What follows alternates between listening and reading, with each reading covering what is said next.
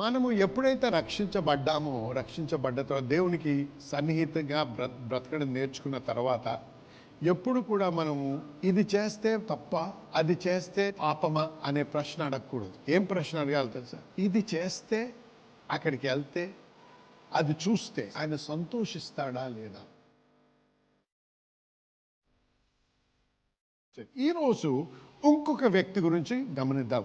ఈ వ్యక్తి పేరు హిజ్కియా.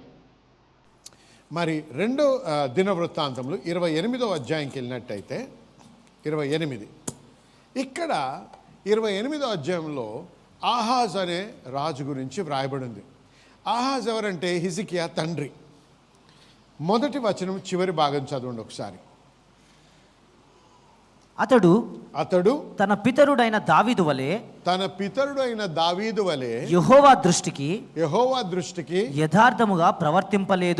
యథార్థముగా ప్రవర్తించలేదు. ఇంగ్లీష్లో ఏమనుందంటే he did not that which was right in the sight of the Lord. అంటే దేవునికి ఇష్టపూర్వకంగా కాక దేవునికి అయిష్టమైనటువంటి విషయాల్లో ఆయన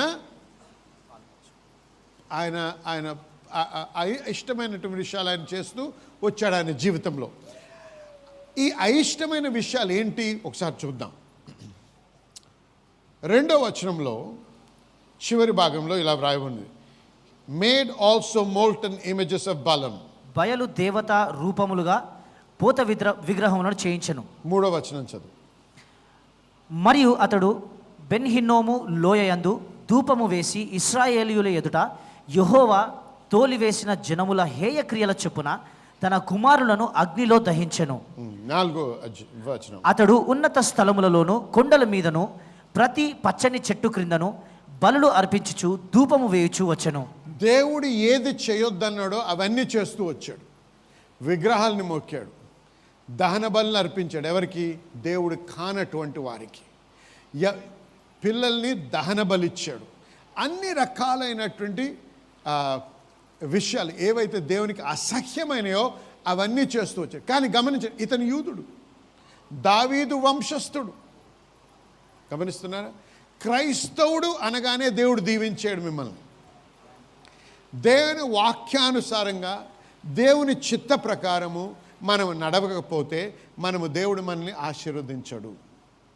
మనము దేవుడిని నమ్ముతూ ఇంకా ఇతర దేవతలను కూడా పూజించినట్టయితే దేవుడు మనల్ని దీవించడు. ఈ రోజుల్లో అనేక మంది దేవుని నమ్ముకున్నాము అని చెప్తున్నటువంటి వారు కూడా ఆదివారం గుడికి వచ్చి దేవుణ్ణి ఆరాధిస్తారు, ప్రార్థన చేయమని పాస్టర్ని అడుగుతారు, వాక్యం బైబిల్ ఉంటుంది అన్ని. మరొక రోజు ఇంకో ఆలయానికి వెళ్తారు, ఇంకో గుడికి వెళ్ళి కొబ్బరికాయ కొట్టి బొట్టు పెట్టుకుంటారు. ఇటువంటి నామకార్థ క్రైస్తవులు కూడా అనేక మంది క్రైస్తవులని చెప్పుకుంటూ దేవుడు దీవించాలని చెప్పి ఇంత డబ్బేస్తూ ప్రార్థన అడుగుతూ ఉంటారు. అటువంటి వారిని దేవుడు దీవించడు. గట్టిగా చెప్పాలి ఆమేన్. చూసారా? దేవుడు గమనించండి, ఆహాజు రాజుని దేవుడు ఎంతగా క్షీణ స్థితికి తెచ్చాడంటే ఆ దేశం అన్ని యుద్ధాల్లో ఓడిపోయి ఉన్నదంతా కూడా కోల్పోయారు. భయంకరమైన స్థితికి వచ్చారు వారు. అంతా ఎందుకు తెలుసా? మరి ఆత్మీయమైనటువంటి వ్యభిచారములో వాళ్ళు పాల్గొన్నారు. ఆయన చూడండి, ఎప్పుడైతే మనం రక్షించబడ్డామో వాక్య ప్రకారం మనం యేసయ్యతో మన వివాహం అయినట్టు వాక్యంలో వ్రాయబడింది. You are married to Christ అని ఉంది.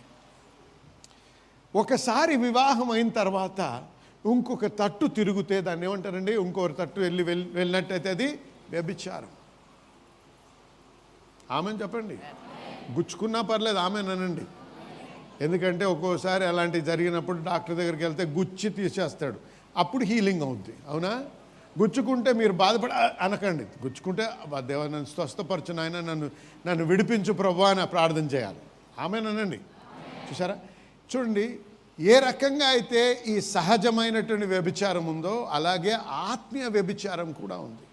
అనేక మంది దేవుని బిడ్డలు అనేటువంటి వారు కూడా ఎక్కడికి వెళ్తున్నారు? భూత వైద్యుల దగ్గరికి వెళ్తున్నారు. అనేక మంది ఈ చేతులు దీన్ని ఏమంటారండి? పామ్ రీడింగ్ అంటారు కదా. ఈ పామ్ రీడింగ్ అంటే చదవడం, దీన్ని చదవడం. లేకపోతే మరి అస్ట్రాలజర్స్ నక్షత్రాలని బట్టి అవి బట్టి దీన్ని బట్టి ఏమంటున్నారు వాళ్ళు? నోటితో యేసయ్య అంటున్నారు, నోటితో కాకుండా క్రియల్లో ఏమంటున్నారంటే, అయ్యా యేసయ్యా నీకు అంత బలం లేదు కాబట్టి వీళ్ళ దగ్గరికి వెళ్తున్నాం మేము, మీకు అంత బలం లేదు, అంత శక్తి లేదు, వీరికి ఇంకా ఎక్కువ ఉంది కాబట్టి వారి దగ్గర, అందుకే అది దేవుడు సహించలేడు. ఆమేన్ చెప్పండి.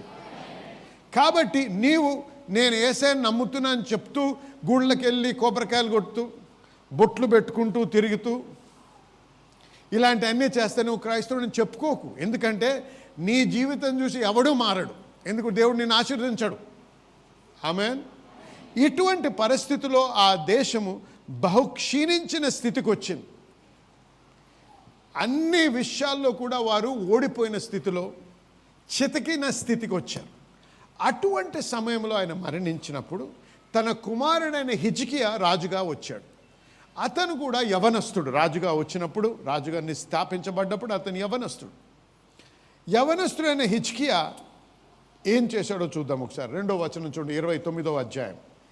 అతడు తన పితరుడగు దావీదు చర్య ఎంతటి ప్రకారము యెహోవా దృష్టికి యథార్థముగా ప్రవర్తించెను. సరే, దేవునికి ఇష్టపూర్వకంగా ప్రవర్తించడం మొదలుపెట్టాడు. అంటే దేవునికి ఇష్టమైనటువంటి విషయాలు చేస్తూ వచ్చాడు. జనులారా వినండి, మనము ఎప్పుడైతే రక్షించబడ్డ తర్వాత దేవునికి సన్నిహితంగా బ్రతకడం నేర్చుకున్న తర్వాత ఎప్పుడు కూడా మనము ఇది చేస్తే తప్ప, అది చేస్తే పాపమా అనే ప్రశ్న అడగకూడదు. ఏం ప్రశ్న అడగాలి తెలుసా? ఇది చేస్తే, అక్కడికి వెళ్తే, అది చూస్తే ఆయన విల్ హీ బీ ప్లీజ్డ్, ఆయన సంతోషిస్తాడా లేదా? ఆమేన్. అది ముఖ్యం. గమనించండి, ఇద్దరు ప్రేమించుకున్నారు అనుకున్నాం. ఇద్దరు ప్రేమించుకున్న తర్వాత ఏవో బట్టలు కొనడానికి వెళ్ళారు. ఆమె చీరో కొనుక్కుంది, లేకపోతే ఏదో బట్టలు కొనుక్కున్నప్పుడు ఎవరు దాన్ని అంగీకరించాలి, అది బాగుంది అని ఎవరు చెప్పాలని ఆశిస్తుంది? ఆమె ఎవరినైతే ప్రేమిస్తున్నాడు. అవునా?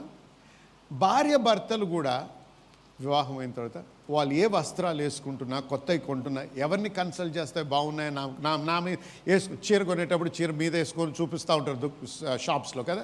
చూపించినప్పుడు భర్త పక్కన ఉంటే ఎవరిని అడుగుతారు? ఫస్ట్ షాప్ కీపర్ని అడగరు కదా. షాప్లో ఉన్నవాడు భర్త తట్టు తిరిగి ఇది బాగుందా అని అడుగుతారు. అవునా? ఎందుకు?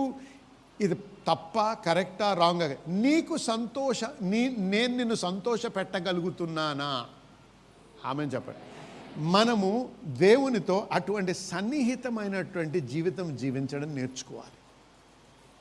ఏ రకంగానే ఏదన్నా తప్పు ఎలా తప్పించుకోవాలా, నిలబడి లీగల్గా ప్రభు నేనైతే నువ్వు చెప్పిన దానికి విధేయత చూపించలేదు, ఆ విధమైన ఆర్గ్యుమెంట్ కాదు.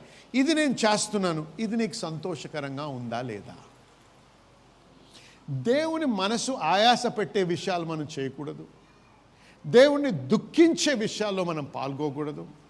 దేవునికి సంతోషము కలిగించే విషయాల్లోనే మనము పాల్గొవాలి. హల్లెలూయా. హిజ్కియా దేవుణ్ణి పెట్టడం మొదలుపెట్టాడు. ఏం చేశాడో చూడండి సంతోషపరచడానికి. 3వ వచనం. ఎందుకు? హిజ్కియాకి దేవుడు అంటే ప్రేమ ఉంది. అయితే దేవుడు ఏమన్నాడు? నన్ను ప్రేమించినట్టయితే నా ఆజ్ఞలు మీరు గైకొంటారు అన్నాడు. హల్లెలూయా. అతడు తన ఏలుబడి అందు మొదటి సంవత్సరము మొదటి నెలలో యెహోవా మందిరపు తలుపులు తెరిచి వాటిని బాగు చేసి చూసారా, అతని తండ్రి రాజ్యములో యెహోవా యొక్క మందిరము తలుపులు మూసివేయబడ్డాయి. ప్రార్థన ఆగిపోయింది, ధూపం ఆగిపోయింది, అక్కడ దహన బలులు అర్పించడం ఆగిపోయింది. దేవుని పట్ల నిర్లక్ష్యత, దేవుణ్ణి వదిలేశారు. దేవుని మందిరముని పట్ల నెగ్లిజెన్స్ అంటే అసలు సంపూర్ణ నిర్లక్ష్యతలో జీవించడం మొదలుపెట్టారు. అయితే హిజ్కియా వచ్చిన వెంటనే ఏం చేస్తున్నాడు? తన సైన్యం ఎలాగుందో చూడటం లేదు, తన ప్రభుత్వం ఎలాగుందో చూడటం లేదు. ముఖ్యంగా ఆయన దేవుణ్ణి నేను గణపరచాలి నా జీవితంలో, ఎందుకంటే ఆశీర్వాదానికి కారణభూతుడు నా దేవుడే, నా జ్ఞానము కాదు, నా దేవుడే అనేటువంటి ఆ జ్ఞానం ఆ బిడ్డకు ఉంది. కాబట్టి ఏం చేస్తున్నాడు? మొట్టమొదట ఈ దేశంలో, ఈ రాజ్యంలో, నా పరిపాలనలో నా దేవుడు గణపరచబడాలి. హల్లెలూయా. అలాగే మనం కూడా మన గృహాల్లో, మన దేవుడు గణపరచబడాలి. హల్లెలూయా. ఆ ఇల్లు మీ సొంతదైనా అద్దెకున్నాం కూడా, ఆ ఇంట్లో దేవుడు గణపరచబడాలి. దేవునికి అసహ్యమైనవి, దేవునికి వ్యతిరేకమైనవి, దేవుని దుఃఖపరిచే విషయాలు ఏవి కూడా అక్కడ జరగకూడదు. ఎందుకంటే దేవుడు మీకు ఉండడానికి ఆ స్థలాన్ని ఇచ్చాడు. ఆమేన్. దేవుడు మీకు ఇచ్చిన వాహనం ఉండొచ్చు, ఆ వాహనం కూడా చెడు పనులకి చెడు క్రియలకి వాడకూడదు. గృహాలని చెడు పనులకు చెడు క్రియలకు దేవునికి ఆయాసపరిచేటువంటి విషయాల్లో మనము వాటిని వాడకూడదు. ఎందుకు? దేవుడు గణపరచబడాలి, దేవుని యొక్క నామము గణపరచబడాలి. ఆమేన్ చెప్పండి. హల్లెలూయా. అయితే హిజ్కియా వెంటనే ఏం చేస్తున్నాడు? ఆ యొక్క ద్వారములు విప్పించి దాన్ని అంతా సరిదిద్ది అక్కడ దేవుని ఆరాధన మొదలుపెట్టాడు. అప్పుడు లేవీయుల్ని, యాజకుల్ని పిలిచి మీరు శాంక్టిఫై అంటే పరిశుద్ధపరచుకోమని వారికి ఆజ్ఞాపించాడు. ఎందుకు? దేవుడు గణపరచబడాలి నా రాజ్యంలో. హల్లెలూయా. నా పరిపాలనలో దేవుడు అందుకే మీ గృహాల్లో ఏం జరగాలి? దేవుని యొక్క ప్రార్థనలు నడుస్తూ ఉండాలి. ప్రార్థన అనేది ప్రాముఖ్యంగా ఉండాలి గృహాల్లో. దేవుని ఆరాధన జరుగుతుండాలి. పిచ్చి పిచ్చి పార్టీలకు కాదా ఇల్లు ఇచ్చింది దేవుడు. ఆమేన్. హల్లెలూయా. దేవుని గణపరిచే పాటలు, దేవుని గణపరిచే ప్రార్థనలు, దేవుని బిడ్డలు ఆశీర్వదించే గృహముగా, దేవుని నామము గణపరిచే గృహంగా అది మారాలి. అది దేవుడు మీకు ఏర్పాటు చేసిన ఇచ్చినటువంటి రాజ్యం అది. ఆమేన్. అలాగ మనం తెలుసుకొని ఆ విధంగా జీవించాలి. ఇప్పుడు చూడండి, వినండి. అయితే ఎప్పుడైతే యెహెజ్కేలు వచ్చాడో ఆ సమయానికి యూదా దేశము దేవుని వదిలేసింది, దేవునికి వ్యతిరేకంగా జీవిస్తుంది. అటువంటి సమయంలో వచ్చాడు. వచ్చి వెంటనే ద్వారములు విప్పించాడు. అయితే హిజ్కియా ఒక మాట అంటున్నాడు. ఇక్కడ 6-7 వచనాలు చూద్దాం. మన పితరులు ద్రోహులు చూసారా? మన పితరులు ద్రోహులై మన దేవుడైన యెహోవా దృష్టికి చెడు నడకలలో నడిచి ఆయనను విసర్జించి చూసారు, తృణీకరించారు దేవుణ్ణి. ఆయన నామమునకు పెడముఖము పెట్టుకొని దానిని అలక్ష్యము చేశారు. దేవుణ్ణి విసర్జించారు, తృణీకరించారు. వారు చెడుగా ప్రవర్తించారు. 7వ వచనం. మరియు వారు మంటపము యొక్క ద్వారములు మూసివేసి దీపములను ఆర్పివేసి పరిశుద్ధ స్థలమందు ఇశ్రాయేలీయులు దేవునికి ధూపము వేయకయు దహన బలులు అర్పింపకయు యుండిరి. చూసారా?